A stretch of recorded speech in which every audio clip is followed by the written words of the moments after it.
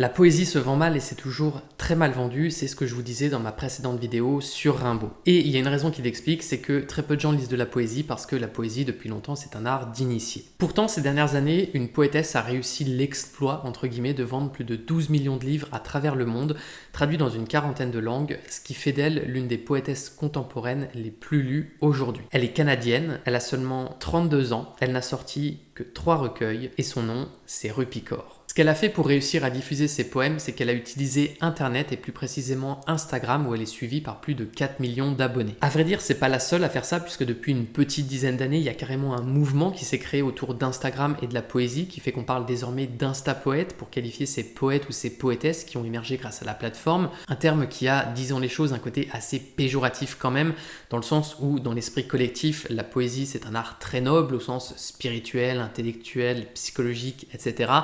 Et que Instagram, toujours dans ce même esprit collectif, c'est le berceau de la superficialité, du néant ou encore de la bêtise moderne. Du coup, ça fait que mêler Instagram et poésie sur le papier, ça crée un contraste assez étonnant. Et justement, c'est ce qui fait tout l'intérêt de cette vidéo dans laquelle je vais vous parler de Rupicor. Je vais vous raconter son histoire et le genre de poème qu'elle écrit, parce qu'il y a deux choses que je trouve extrêmement intéressantes à creuser à son sujet. D'abord, c'est de voir comment une poétesse sortie de nulle part s'y est prise pour percer en seulement quelques années et vendre des millions de livres de poésie, alors que tout le monde, y compris les éditeurs, savent très bien que c'est peine perdue de sortir des best-sellers dans ce milieu. Et ensuite, ce que je veux savoir, c'est est-ce que son succès est finalement mérité? Est-ce qu'elle écrit vraiment bien au point que des passionnés de poésie puissent apprécier ses textes, ou est-ce que c'est juste une influenceuse sur Instagram qui a compris comment créer du contenu viral et qui vend juste des recueils de poèmes comme d'autres pourraient vendre des bikinis, ce qui fait qu'elle n'écrirait finalement que pour un public qui justement n'y connaît rien à la poésie. Et bah sans plus tarder, je vous propose de répondre à toutes ces questions. Pour commencer, Rupicor, c'est donc une poétesse qui est née le 4 octobre 1992 en Inde, mais qui est de nationalité canadienne puisque ses parents émigrent au Canada lorsqu'elle a environ 3-4 ans pour fuir les persécutions, les violences et la discrimination qui ciblaient la minorité sikh, une communauté religieuse à laquelle appartenait sa famille en Inde. Au Canada, son père va travailler comme chauffeur routier, donc il passe la semaine à traverser le pays dans son camion, ce qui fait qu'il est quand même souvent absent, et donc c'est surtout la mère de Rupicor qui s'occupe de son éducation, ainsi que de celle de ses deux sœurs et de son frère. C'est aussi sa mère qui va l'encourager à développer son côté créatif et artistique dès sa plus tendre enfance, puisque très jeune, elle l'oblige presque à se mettre à la peinture. Néanmoins, son père va aussi avoir une influence sur elle au niveau artistique, puisque ce que je trouve intéressant de mentionner, c'est que quand il était jeune, il écrivait lui aussi de la poésie, dans un dialecte indien pas très connu, et il était un activiste, d'ailleurs il l'est peut-être probablement toujours, c'est-à-dire qu'il était du genre à militer pour la défense des communautés opprimées, ce qui, vous allez le voir, va avoir une influence assez importante sur Rupicor quelques années plus tard. Ensuite, ce qu'on peut mentionner sur l'enfance de Rupicor, c'est qu'elle était une jeune fille assez renfermée sur elle-même. Elle avait du mal à nouer des relations avec les autres, en partie aussi parce que l'anglais n'était pas sa langue maternelle, mais vers l'âge de 10 ans, elle va commencer à apprendre sérieusement la langue, ce qui va considérablement l'aider à améliorer ses relations sociales, même si apparemment elle sera régulièrement la cible de moqueries en raison de son apparence, de ses origines et de son tempérament assez discret. Par la suite, au collège, elle va participer à plusieurs speech competitions, qu'on pourrait traduire en français par des concours d'éloquence ou des concours oratoires. Elle va même en remporter un, et là encore, je trouve ça intéressant de mentionner ça ici, puisque quelque chose qui la distingue de bien des autres poètes, c'est que Rupicor, quand elle va se mettre à la poésie, même si au début elle partage ses textes de façon anonyme, et bien très vite elle va aussi déclamer sur scène devant du public, et d'après les informations que j'ai trouvées, elle commence à faire ça dès 2009 alors qu'elle a environ 17 ans. Pour être honnête, ses premières prestations reçoivent un accueil assez mitigé, d'ailleurs je sais pas comment elle faisait au début pour avoir des spectateurs, même dans des petites salles, parce que à ce moment-là elle n'était pas du tout connue, et puis elle avait tendance à fixer sa feuille de texte sans regarder le public tellement elle était anxieuse, et ses poèmes étaient considérés comme plutôt agressifs, ce qui fait que le public n'était pas hyper enthousiaste par ses propositions. Et autant le dire aussi, les gens dans son entourage trouvaient que d'aller sur scène comme ça pour dire des poèmes, c'était quelque chose de plutôt ridicule, mais elle s'accroche, elle continue d'écrire, et pendant cette période, on va dire la période 2009-2013, elle va entrer à l'université pour étudier la rhétorique et l'écriture, et en même temps ses textes vont commencer à gagner un peu en maturité. C'est à peu près aussi à ce moment-là qu'elle va commencer à se faire appeler Rupicor. Je sais pas c'est quoi son vrai nom, elle est assez mystérieuse là-dessus. En tout cas, elle choisit le pseudonyme de Kaur parce que, si j'ai bien compris, c'est comme ça qu'on appelle les femmes indiennes issues de la minorité sikh et qui cherchent à s'émanciper du système de caste en Inde. En 2013, elle commence à publier des textes sur la plateforme Tumblr. Je ne sais pas si elle avait vraiment du succès là-bas. Toujours est-il qu'en 2014, elle passe sur Instagram où elle met des screenshots de ses poèmes accompagnés régulièrement d'illustrations en line art. Et c'est à partir de là qu'elle va commencer à gagner tout doucement en popularité. Il faut dire qu'à cette époque, Instagram en est encore à ses débuts, même s'ils se sont déjà fait racheter par Facebook, ils sont en pleine croissance. Et l'algorithme est fait pour populariser les photos, les images, surtout par rapport aux vidéos, contrairement à aujourd'hui où c'est devenu l'inverse. Donc avec le recul, c'est un choix intelligent de sa part de migrer vers cette plateforme à ce moment-là, puisqu'elle se met à publier au bon endroit, au bon moment, pour se faire connaître. Et ça marche puisque très rapidement, elle crée une petite communauté et que grâce à ça, elle remplit parfois des salles de 600 spectateurs quand elle clame ses poèmes, ce qui est quand même pas mal du tout pour une artiste aussi jeune. Suite à ses petits succès, elle va donc commencer aussi à vouloir publier un premier recueil. Pour ça, elle demande conseil à un professeur dans un stage d'écriture auquel elle participe, mais celui-ci lui fait comprendre qu'elle s'embarque dans une sacrée galère parce que c'est très compliqué de publier de la poésie et même d'en vendre. Et à vrai dire, même si on peut trouver ces paroles décourageantes, ce que dit cette personne est vrai. Je me permets un petit aparté et je vais vous donner des chiffres qui concernent la France, mais ça va vraiment vous permettre de voir à quel point la poésie en matière de littérature, ça représente rien du tout, même si ici je parle pour la France uniquement. D'après le syndicat de la librairie française, entre janvier et mai 2023, donc sur une période de 5 mois, les librairies indépendantes en France ont vendu 82 000 livres de poésie. Si on part du principe, comme l'annonce toujours ce même syndicat, qu'en France, un livre physique sur 2 est vendu par des librairies indépendantes et qu'on est très généreux et qu'on admet qu'en fin d'année, les ventes de poésie ont encore augmenté, on pourrait dire à la louche qu'il s'est vendu 500 000 livres de poésie en France en 2023. Et ces 500 000 livres, ils représentent 0,14% du total des livres physiques qui se sont vendus en France cette année-là, puisqu'il y a eu 351 millions de livres qui se sont écoulés, tous canaux de distribution confondus. Donc bref, tout ça pour dire que la poésie, oui, c'est très compliqué à éditer et c'est très compliqué à vendre. Encore une fois, je parle pour la France, mais c'est à peu près la même chose dans tous les pays. Et c'est pour ça que son professeur lui dit que si elle veut publier des poèmes, elle a plus de chances d'y parvenir en envoyant des textes à des revues ou des journaux littéraires. Donc c'est ce qu'elle fait, mais là elle se rend très vite compte que c'est pas si facile non plus puisqu'elle essuie refus sur refus. Au passage, elle se rend aussi compte d'une chose, c'est qu'elle considère que ses poèmes ont plus de sens lorsqu'ils font partie d'un tout, c'est-à-dire d'un recueil bien composé, plutôt que quand ils sont présentés indépendamment comme des morceaux qui sont rattachés à rien de particulier. Du coup, pour toutes ces raisons, elle se dit que le format qui correspond le mieux pour distribuer ses poèmes, c'est de les présenter dans un recueil et comme personne ne veut l'éditer, eh bien elle opte pour l'auto-édition. C'est ainsi qu'elle constitue elle-même son premier recueil qui s'intitule Lait et miel et assez vite, grâce notamment à sa petite communauté sur Instagram et je crois aussi à sa présence à quelques salons, en quelques mois, elle va en vendre 10 000 exemplaires, ce qui, pour un premier recueil de poésie, même en anglais, est vraiment pas mal du tout. Et puis, quelques mois plus tard, en mars 2015, il va se passer un truc qui va lui faire gagner considérablement en popularité. En fait, dans le cadre de sa dernière année à l'université, où elle étudie toujours la rhétorique, elle publie une photo d'elle sur Instagram, de dos, allongée, avec une tache de sang sur son jogging et sur ses draps pour libérer la parole sur le tabou des règles. Évidemment, elle avoue que la photo a pour but de faire réagir et de mettre mal à l'aise, mais en fait, l'image va avoir un retentissement qui dépasse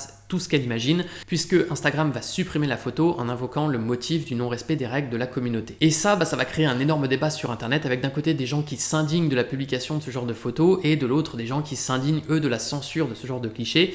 Ce qui fait qu'il va se produire un formidable effet stressant dans le sens où en supprimant la photo, Instagram va lui offrir sans le vouloir une visibilité encore plus importante puisque tous les médias vont la partager dans le monde entier. Alors à la fin, Instagram rétablira quand même la photo sur le compte de Repicor et s'excusera auprès d'elle en invoquant une suppression par erreur par un employé. Bon, je sais pas si c'est vrai, à mon avis le choix de rétablir la photo était aussi motivé par l'envie d'enterrer la polémique et d'éviter de passer pour un géant de la censure. En tout cas, quoi qu'il en soit, l'affaire aura au moins eu le mérite pour Repicor d'aider à la faire connaître encore plus, même si elle admettra aussi par la suite que tout ça était tellement fort et disproportionné et elle s'en est pris tellement plein la gueule que à ce moment-là, elle a traversé une période assez sombre avec des crises d'anxiété et des pensées ce que je peux tout à fait comprendre. Néanmoins, comme je l'ai dit, à la suite de cet épisode, elle va bénéficier d'une espèce de coup de projecteur des médias et évidemment, sa notoriété étant de plus en plus importante, elle va commencer à intéresser de vrais éditeurs, ce qui va lui permettre de faire rééditer son premier recueil dans une vraie maison d'édition et à partir de là, son livre va devenir un véritable best-seller. En l'espace d'environ 3 ans, elle va en vendre plus de 2,5 millions d'exemplaires à travers le monde et en 2017, elle va publier son second recueil, Le Soleil et ses fleurs et en 2020, elle publiera le troisième, Corps Refuge, et tous les deux vont également devenir des énormes succès commerciaux, ce qui fait qu'aujourd'hui sur son site officiel, Rupi Kaur annonce qu'elle a vendu, comme je vous le disais en début de vidéo, plus de 12 millions de livres à travers le monde, ce qui est juste colossal, encore une fois, pour de la poésie. Et ce que je trouve intéressant aussi de relever au passage, c'est qu'aujourd'hui du coup, Rupi Kaur ne correspond pas du tout à l'archétype du poète ou de la poétesse traditionnelle qui écrivent tout seuls dans leur coin et qui vivent un peu reclus. Pour vous donner un exemple, déjà vers 2014-2015, elle employait 7 personnes pour s'occuper de toutes les affaires autour de ses livres, de ses spectacles, de ses réseaux, etc. Ce qui fait qu'elle prend au sérieux quand même l'aspect business autour de son travail. Et ce qu'on peut ajouter à ça, c'est que médiatiquement aussi, Rupi Kaur aujourd'hui est considérée plus comme une sorte de pop star qu'une poétesse au sens purement classique, dans le sens où elle joue totalement le jeu de la médiatisation. En témoigne sa présence sur Instagram, où elle est finalement devenue une énorme influenceuse, mais aussi par exemple son passage chez Jimmy Fallon, son émission sur Amazon, etc. Je dis pas du tout ça pour lui donner un côté superficiel, puisque là on parle de sa vie en dehors de la poésie, et du coup ça dit rien de son talent littéraire, mais plutôt pour que vous compreniez à quel point son succès dépasse largement le cadre de la poésie. Quoi qu'il en soit, maintenant que je vous ai tout dit sur son succès commercial, ce que je vous propose justement, c'est de nous intéresser à son style d'écriture et à ses poèmes, pour voir si ce qu'elle écrit, ça vaut vraiment quelque chose. Et ici, je vous préviens, on va soulever du bon et du moins bon, mais pas forcément pour les raisons que vous imaginez. Comme je vous l'ai dit, Rupi Kaur a publié 3 recueils de poésie, plus un 4e livre en 2022 qui s'intitule Écrire pour guérir, mais je vais le laisser volontairement de côté parce que c'est pas un recueil de poèmes, mais plus une espèce de journal, de livres interactifs qui invitent le lecteur à écrire et à répondre à des questions ou à faire des exercices que propose Rupi Kaur. Donc c'est un livre un peu à part dans ses publications. Du coup, si on prête un peu attention à son style dans ces 3 vrais recueils et à ce qui la caractérise en tant que poétesse, déjà ce qu'on peut relever, c'est que Rupi Kaur est plutôt une autrice engagée. Ses poèmes sont tous empreints de féminisme et elle aborde des sujets à la fois universels et très actuels, comme les relations amoureuses, l'identité culturelle, les violences conjugales ou sexuelles, le sexisme, l'estime de soi, etc. La liste n'est pas exhaustive, mais ça vous donne une idée des thématiques qu'elle a régulièrement tendance à aborder. Quelques traits caractéristiques ensuite à noter sur la forme que prennent la quasi-totalité de ses textes. Le premier, c'est qu'elle n'utilise jamais de majuscules en hommage ou en référence, disons, à un alphabet indien qui s'appelle le Gurmukhi et dans lequel il n'y a pas de distinction entre des caractères en majuscules ou en minuscules. Et elle explique sur son site internet qu'elle voit dans cette façon d'écrire une forme de simplicité et d'égalité qui lui plaît. Seconde chose à noter sinon sur la forme de ses poèmes, c'est que très souvent elle a tendance à les accompagner d'illustrations qu'elle réalise elle-même dans un style line art très minimaliste. Je précise bien, c'est pas systématique, mais c'est très fréquent qu'on trouve ces illustrations en accompagnement de ses poèmes. Elle écrit majoritairement en vers libre, c'est-à-dire sans système métrique ni rime, et un peu plus rarement en prose. Ses poèmes en vers ont tendance à être plutôt courts, certains ne s'étendent parfois que sur 2 ou 3 vers, tandis que ses textes les plus longs sont quasiment toujours en prose, même si là encore, ça reste des textes assez brefs. Et enfin, une dernière chose que je relèverai sur la forme de ces poèmes, c'est que très souvent, encore une fois, c'est pas systématique, mais c'est très fréquent, le dernier vers est isolé du reste, écrit en italique, et soit il résume le poème en entier, soit il donne une clé de lecture pour comprendre le texte, qui fait que parfois, on peut relire le poème une seconde fois, et il apparaît tout à coup avec un sens un peu différent, puisqu'on voit alors très clairement où elle veut en venir. Pour vous donner un exemple, on retrouve pas mal des points que je vous ai cités dans ce poème tiré de son premier recueil, Lait et miel. Il aurait dû être le premier amour masculin de ta vie,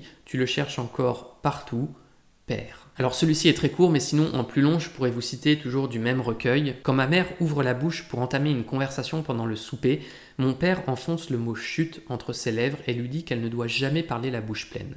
C'est ainsi que les femmes de ma famille ont appris à vivre la bouche fermée. Alors j'ai choisi exprès ces 2 textes parce qu'il y en a un qui valorise la figure du père, même s'il parle d'un père absent, il valorise son rôle, et l'autre critique un peu plus cette même figure, et justement c'est un truc que j'aime bien dans l'œuvre globale de Rupi Kaur, c'est que tout n'est pas nécessairement tout blanc ou tout noir, bien ou mauvais, et souvent en faisant la somme de ces textes, on se rend compte qu'elle fait preuve d'une certaine nuance qui est appréciable, et qui manque parfois à des auteurs ou des autrices qui traitent du même genre de thématique qu'elle et qui vont avoir une vision beaucoup plus manichéenne et souvent du coup beaucoup plus ennuyante. Après, une chose aussi très importante à savoir au sujet de ces poèmes, c'est qu'ils ne sont pas totalement autobiographiques et elle laisse volontairement le flou là-dessus. Donc je précise parce que c'est très important, elle cherche pas à s'inventer une vie dans ses textes, en revanche elle est très claire sur le fait qu'elle n'a pas forcément vécu elle-même tout ce qu'elle raconte et donc parfois elle dit « je » pour rapporter des expériences qu'elle a simplement observées autour d'elle. Donc en cela, j'ai envie envie de dire qu'elle se rapproche du fameux Je est un autre de Rimbaud ou encore du Mentir vrai d'Aragon, un concept selon lequel une création littéraire fictive, donc un mensonge,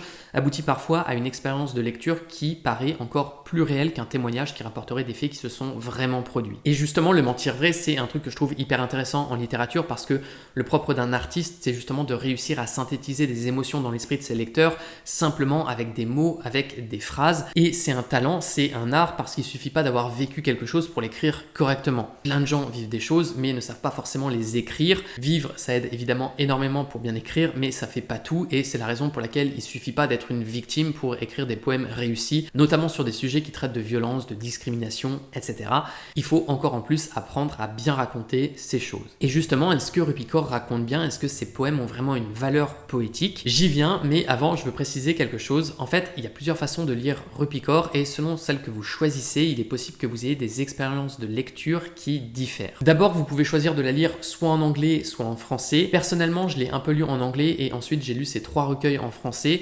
Je trouve que la traduction est parfaitement réussie. En même temps, Rupicore pose pas des défis très difficiles en termes de traduction parce que, comme je l'ai dit, elle écrit des vers libres ou de la prose et elle utilise un langage et un vocabulaire très simple, ce qui fait que ça se traduit assez facilement. Parfois, on peut avoir tendance à dire que traduire, c'est trahir. Dans le cas de Rupicore, je considère que c'est pas vraiment le cas. Ces poèmes font état d'une telle simplicité, vont tellement directement à l'essentiel qu'on perd pas grand chose en les traduisant. En fait, je trouve que le point qui peut le plus bouleverser l'expérience de lecture, c'est selon si on choisit de lire Rupicore dans ses livres ou sur Instagram. Parce que justement sur Instagram, je trouve qu'il y a un côté un peu chaotique dans l'enchaînement de ses publications. Il n'y a pas cet effet de structure, d'ordre, de début, de fin qu'elle met dans ses recueils qui sont notamment tous organisés en différentes parties avec des espèces de thématiques et d'émotions qui leur sont propres. Et justement, une chose que j'ai relevée en lisant aussi des critiques qui la concernaient, c'était que ces poèmes pouvaient avoir tendance à être niais, un peu bateaux et limite parfois plus à se rapprocher de citations de développement personnel un peu creuses que de poèmes vraiment forts qui partagent de belles émotions. Je comprends légèrement ces critiques parce que parfois il y a des textes, si on les lit de façon indépendante, c'est-à-dire qu'on les retire du recueil pour les considérer eux seuls, d'un point de vue poétique, moi je reste sur ma faim. Je vous donne un exemple. Ta manière de t'aimer, c'est ta manière d'apprendre aux autres à t'aimer. D'un point de vue littéraire, je trouve pas ça exceptionnel. C'est peut-être de jolies phrases à lire quand on se sent pas bien, d'où le côté développement personnel auquel on peut avoir tendance à rattacher Rupicore, mais poétiquement, ça, c'est le genre de truc que je trouve pas fou. Du coup, si je tombe sur un post Instagram où je lis que ça, avec l'effet Instagram qui me biaise psychologiquement en me donnant l'impression que tout ce qui se trouve sur Instagram est un peu plus stéréotypé et idiot que ce que je pourrais lire ailleurs, je peux avoir tendance à me dire que ces textes sont pas fous. Pourtant, si je considère ces recueils dans leur globalité, quand je tombe sur des textes comme ça, un peu plus faibles que d'autres, ça me pose moins souci parce que d'abord, des recueils dans lesquels il n'y a pas d'inégalité, finalement, c'est rare. Dans un recueil, il y a toujours des textes qu'on préfère et d'autres qu'on aime un peu moins. Et surtout, je trouve qu'ils s'intègrent finalement quand même bien dans l'ensemble auquel ils appartiennent. J'ai envie de dire, ils jouent leur rôle comme des espèces de petits interstices qui servent à reprendre son souffle. Du coup, je trouve ces recueils plutôt bien composés et l'alternance entre les poèmes illustrés, non illustrés, en vers, en prose, court, un peu plus long, etc.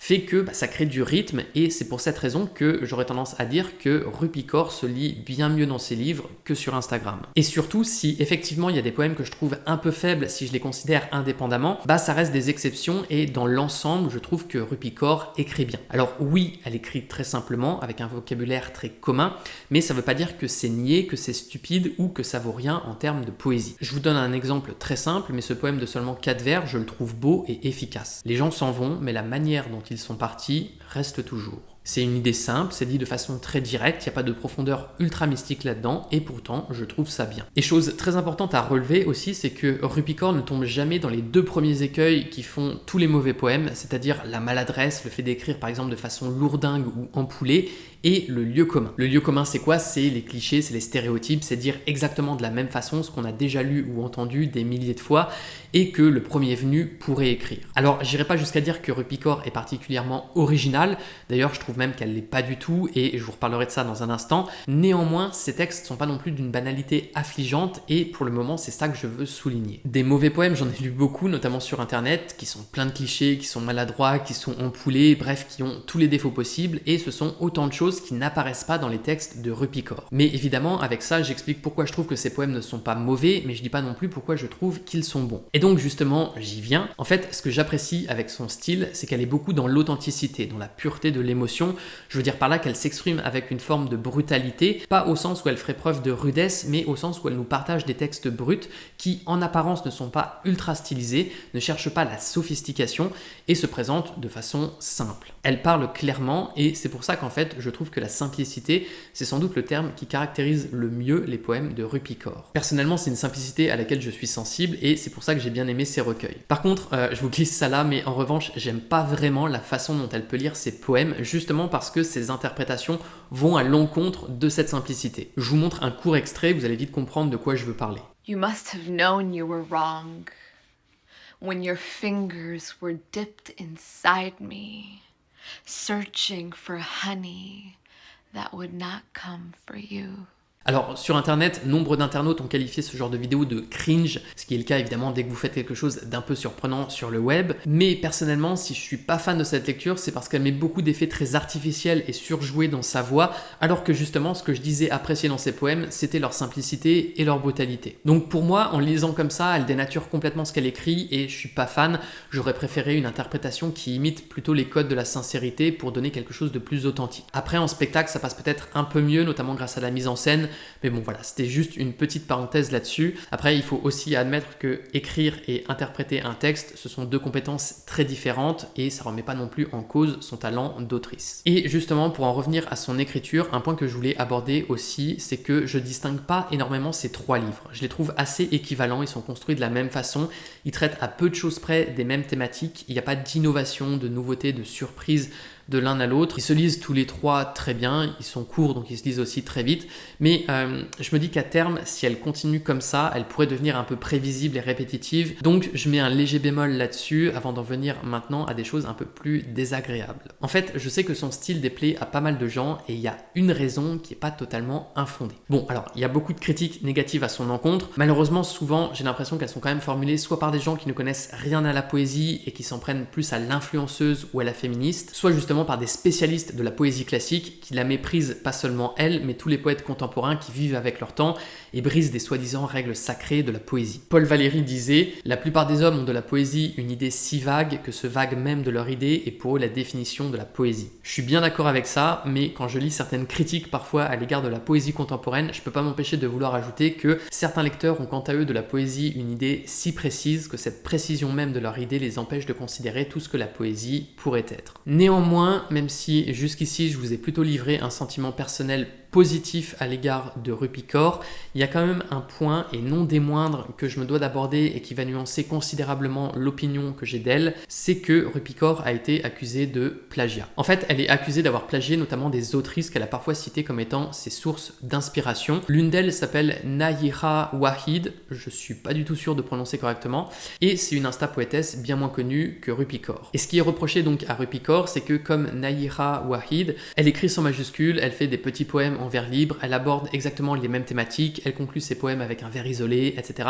Bref, il y a beaucoup de similitudes. Dans le même genre, je suis tombé sur un tweet de la poétesse Pavana Reddy qui, elle, accuse un peu plus ouvertement Rupi Kaur de plagiat en montrant une image qui compare un de ses poèmes au sien. Je vous laisserai faire pause si ça vous intéresse pour comparer les deux textes, mais de mon point de vue, même si le premier vers est quasiment identique, je pense pas que ce soit forcément du plagiat. Pour moi, c'est juste une coïncidence et la raison est simple. En fait, je considère que Rupi Kaur est une pasticheuse. C'est-à-dire qu'elle ne copie pas des textes, mais plutôt qu'elle écrit à la manière d'eux. Donc elle lit des autrices, elle s'imprègne de leur style et ensuite elle écrit comme ses sources d'inspiration, un peu comme un peintre qui n'aurait pas son propre style et qui ferait des tableaux par exemple dans le style de Magritte, mais sans faire non plus des copies de Magritte. Et ça, c'est pas du tout du plagiat. Je veux dire, un poète ou une poétesse peut pas protéger le fait qu'il fait des courts poèmes en vers libre, que le dernier vers soit isolé ou que son nom soit écrit à la fin avec un tiret et ainsi de suite. En matière de création littéraire, je comprends qu'on puisse protéger des personnages, des pays inventés, une licence, un univers, etc.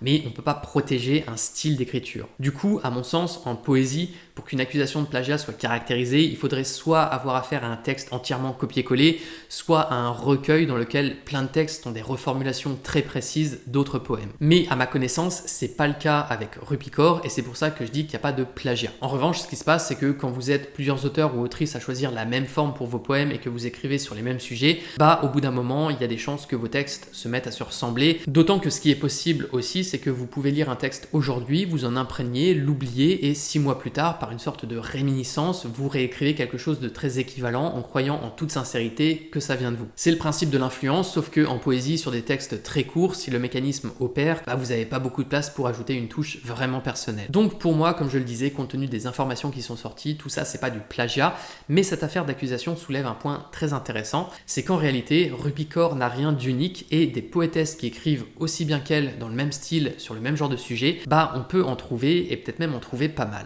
Bref, c'est pour cette raison que, pour résumer, je trouve que Rupi Kaur écrit bien, mais ce qu'il faut admettre, c'est qu'elle est très loin d'avoir un style à elle, d'avoir une voix qui lui est propre et d'être vraiment originale en termes d'écriture, et c'est pour cette raison que personnellement, je pourrais pas dire que c'est une poétesse absolument géniale et hors norme. C'est peut-être un peu dur de dire ça, mais ce qui la différencie surtout de Pavana Reddy, de Nayira Wahid et peut-être même encore d'autres autrices que je ne connais pas, c'est surtout qu'elle est célèbre. Malheureusement, le talent et la célébrité, ce sont deux choses très différentes. Bon, après, le problème, c'est que je trouve toujours ça aussi un peu injuste de rabaisser un artiste juste parce qu'il ou elle a un succès démentiel. À mon sens, Rupi Kaur écrit bien, elle n'a pas non plus volé son succès. Néanmoins, ce qu'il faut garder à l'esprit, c'est que c'est pas parce qu'elle est 1000 fois plus célèbre que d'autres auteurs ou autrices qu'elle écrit 1000 fois mieux. Et dans l'ombre de Rupi Kaur, c'est ça que je veux mettre en avant, il y a bien d'autres autrices qui mériteraient elles aussi d'être découvertes. Quoi qu'il en soit, malgré tout ça, Rupi Kaur est quand même une autrice que j'aurais tendance à conseiller, aussi bien aux femmes qu'aux hommes. D'ailleurs, faut être réaliste, mais son public est essentiellement féminin parce qu'il y a un female gaze évident dans ses textes, et quand je regarde la façon dont ses livres sont marketés, on sent vraiment que ce sont les femmes qui sont ciblées. Elle a dit pourtant que ceux qui auraient le plus besoin de lire ses livres, ce sont au contraire les hommes. Je suis assez d'accord avec cette déclaration. J'en parlais dans une précédente vidéo, pourquoi les hommes ne lisent pas d'autrices, mais justement les hommes ont tendance à lire en majorité des hommes, et c'est dommage parce qu'en faisant ça, on se prive parfois sans s'en rendre compte de très jolies découvertes, d'autant qu'au-delà de la poésie, lire des poèmes comme ceux de Rupi Kaur, ça permet de s'imprégner d'un regard féminin qui fait immédiatement gagner en empathie et qui permet de mieux comprendre et ressentir des situations qui diffèrent de la nôtre. Après, pour en revenir à Rupi Kaur, libre à chacun de la lire et surtout de s'intéresser à ce que font d'autres insta-poètes pour juger de son originalité. En tout cas, ce qui est certain, c'est que quand on vend 12 millions de livres de poésie à travers le monde et qu'on est érigé en figure de proue de la poésie moderne, on ne peut pas, peu importe ce qu'on écrit, être représentatif de l'ensemble des façons de faire de la poésie, et il y aura toujours des gens pour juger qu'on est surestimé. À mon sens, Rupi Kaur l'est effectivement, mais c'est pas parce qu'elle écrit mal, mais plutôt parce que son succès est juste fou. Et en fait, je pense qu'on pourrait en dire autant de n'importe quel auteur ou autrice qui aurait le même succès. Et aussi, pour finir, juste un dernier petit commentaire sur son parcours. En fait, je trouve que Rupi Kaur incarne à merveille la façon dont des auteurs ou des autrices peuvent se faire connaître désormais au XXIe siècle. Avant, il fallait passer par une maison d'édition et par tout le circuit traditionnel pour réussir à publier et vendre un livre. Aujourd'hui, n'importe qui peut créer du contenu sur Internet en partant de zéro pour faire parler de soi et mettre en avant son travail, et c'est quelque chose que je trouve très positif parce que ça crée une voie alternative et surtout très puissante pour aider des auteurs à trouver leur public. Sur ce, j'espère que cette vidéo vous aura plu, vous donnera même peut-être la curiosité d'aller voir ce qu'écrit Rupi Kaur ou même d'autres insta-poètes, parce que moi ce que j'ai envie avec cette chaîne aussi, c'est de vous inviter parfois à faire preuve de curiosité et d'aller découvrir des auteurs ou des autrices qui sortent de vos habitudes. Donc si votre culture littéraire se limite à Baudelaire, Rimbaud ou Aragon, regardez un peu ce que font Rupi Kaur et d'autres poètes contemporains. Et si vous avez tendance à lire seulement des insta-poètes, allez découvrir ce que faisaient les générations précédentes, vous n'en sortirez que plus enrichi. Et sur ces belles paroles, si la vidéo vous a plu, je vous invite à la liker, à vous abonner, à activer la cloche pour être averti de la sortie de mes prochaines vidéos, et moi je vous dis à bientôt.